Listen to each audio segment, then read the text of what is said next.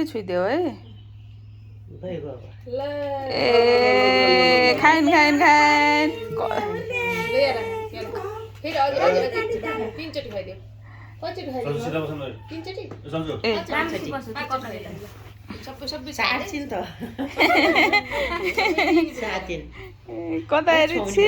मात्रै हुन्छ त्यो चम्चे गरेर लिन पर्दैन छै छै छै छै ए भयो खाइन खाइन खाइन खाइन चाटे कि जो हजुर सार्छिन्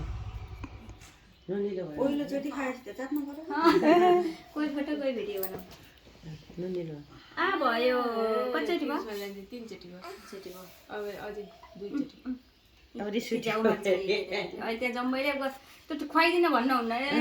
यसो टिका लगाइदिने अनि मसिना दिने त्यतिखेरसँग मुखा कोचाइदिएर केटाकेटी बिरामी हुन्छ नै यही भइगयो त खुवाउने त अब खुवाउनु पर्यो गर्दैन अब देखियो मामा रिसाइयो ल भयो चारचोटि भयो चारचोटि अझै होइन पाँचचोटि भयो अरे नानुले गनी बसिसक्यो अब ल पाँचचोटि ल नि आफै कठली खाएको होला छानो मान्छेले कठली खाएको होला राख्ने चुसी राख्दिनु ल यति दाल